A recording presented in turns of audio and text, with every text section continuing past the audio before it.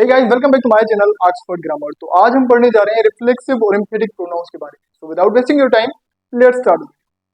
Reflexive pronouns को पढ़ने से पहले चलिए जानते हैं आखिर ये बनते कैसे हैं। When self is added to my, your, him, it, and selves to our, your, them, we get what are called compound personal pronouns।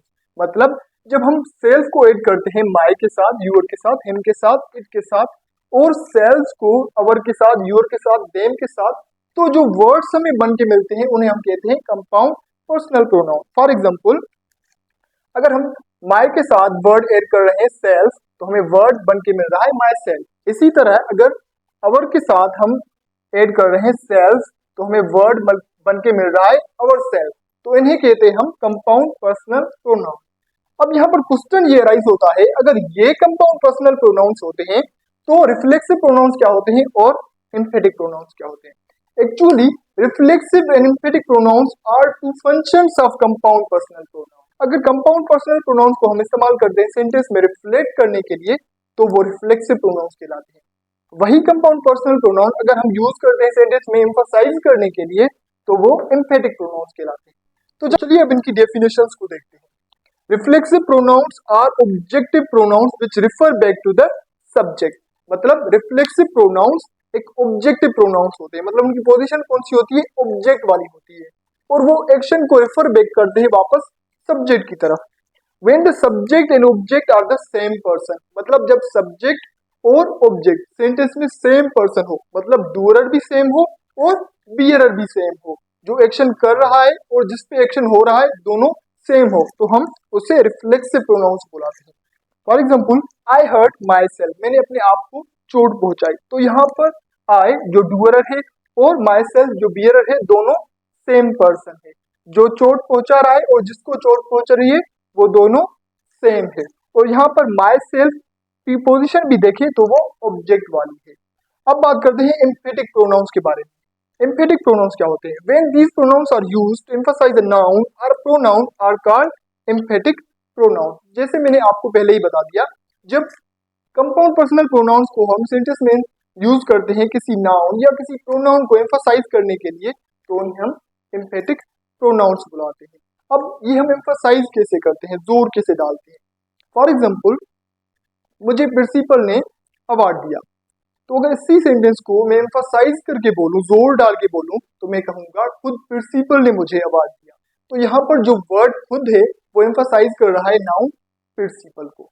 चलिए एक और एग्जांपल देखते हैं। The king himself gave her a medal, खुद बादशाह ने उसे medal दिया। तो यहाँ पर हिमसेल्फ जो है वो क्या कर रहा है, एम्फसाइज कर रहा है नाउन किंग को, उस पर जोर डाल रहा है कि वो खुद बादशाह ही था जिसने उसे एक मेडल दिया। ऐसा नहीं था कि उसका कोई वजीर था या कोई नौकर था, वो खुद बादशाह था जिसने उसे मेडल दिया। चलिए कुछ और एग्जाम्पल को देखते हैं। तो बात करते हैं सबसे पहले एम्फेटिक प्रोनाउंस के बारे में। Emphatic pronouns can be omitted without changing sense. मतलब एम्फेटिक प्रोनाउंस को हम बगैर सेंटेंस की मीनिंग को चेंज किए ओमिट कर सकते हैं, यानी रिमूव कर सकते हैं। For example, the king gave her a medal, बादशाह ने उसे मेडल दिया।